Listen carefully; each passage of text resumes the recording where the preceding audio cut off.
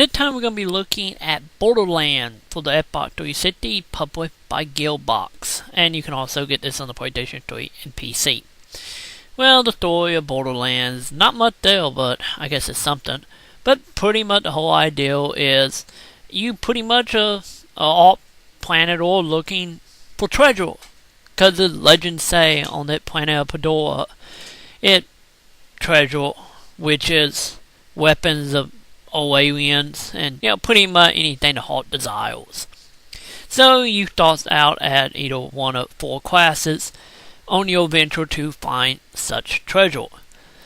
The gameplay itself is a mix of Oblivion and Fallout with Diablos and a normal style FPS. So the RPG merging is interesting, but the problem is it's starting out it can be kind of slow because it's only so many levels in. It will start opening up skill tree, modification for your weapons, and so on. The modification of your weapons is an interesting concept. It's pretty much all randomized and just keeping idea of range, what type of ammo it used, and look and quarter. Everything is randomly generated, giving you unique guns overall, with a few exceptions though, mainly storyline missions. Weapon will more or less stay the same. Overall, the idea of thousands of guns and weapons and armor is a very interesting one, especially in this style of game.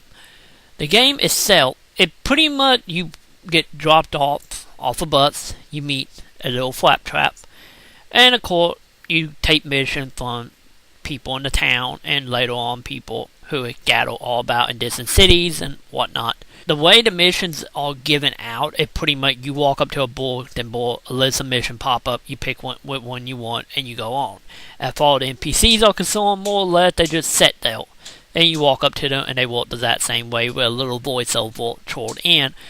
But pretty much everything you need to know story-wise and mission-wise outside of the real story will be reading only, so you get a little pop-up telling you, hey, go do that, kill that, mucked up, and continue on. And went and repeat over and over again for the next 30-40 hours. And then we introduced this side of multiplayer into it that pretty much worked very similar to waiting, and wow.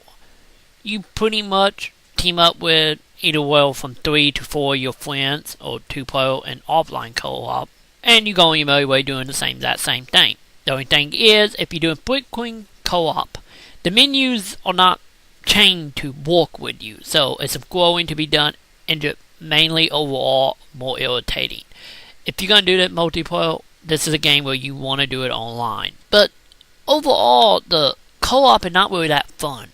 It's fun if you just shut your mind off, and just do WoW quests.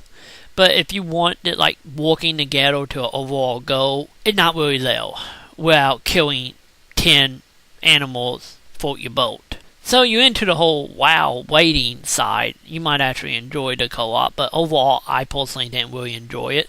The single player itself was a lot more interesting to me, but it is a lot of grinding. Go here, kill 10 things, return back. Go there, echo that point, so on. So overall, it's a fun game. It's not exactly for me. It can easily kill a couple hours for me single player, but the game itself to die the second multiplayer come involved. But it's a very unique game, and I can see why it gained so popularity so fast. If you enjoy the multiplayer side, you will probably more likely love it to death. If not, bet a more slower paced game, and it get kind of hard to hold your interest without you getting the net best thing. So overall, I give Borderlands a 3 out of 5. I am CL4PTP. You may call me by my locally designated name, Claptrap.